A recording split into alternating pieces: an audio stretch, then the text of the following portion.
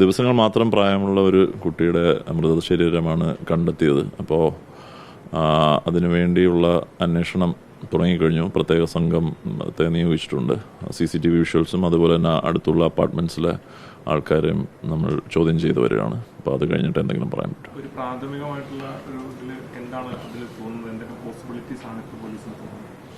Possibilities എന്ന് പറയുമ്പോൾ അത് അടുത്തിടെ പ്രസവിച്ച ഒരു കുട്ടിയുടെ മൃതശരീരമായതുകൊണ്ട് അത് പ്രോബബിലിറ്റി എന്ന് പറയുന്നത് അത് എന്തെങ്കിലും പ്രശ്നം ഉള്ള ഒരു പെൺകുട്ടിയുടെ ആവാനാണ് സാധ്യത എന്നാണ് പ്രാഥമികമായ ഒരു നിഗമനം.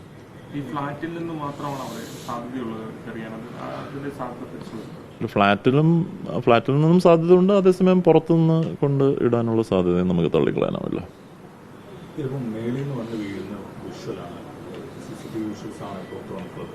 ഇത് മാത്രമല്ല, ഇത് കൊറിയർ പാക്ക് ചെയ്തിട്ടുള്ള നിലയിലുമാണ്. അപ്പോൾ അതിന്മേൽ എങ്ങനെയായിരിക്കും അന്വേഷണം കൊണ്ടുപോകും? അല്ല, അത് നമ്മൾ ഇപ്പോൾ പറയാൻ പറ്റില്ല. അത് കൊറിയർ അത് പാക്കറ്റിലുള്ള ആൾക്കാരുടെ അഡ്രസ്സ് വല്ലതും വെരിഫൈ ചെയ്തിട്ട് അതുപോലെ ആ ലൈനിലൊരു അന്വേഷണം ചെയ്യുന്നതായിരിക്കും.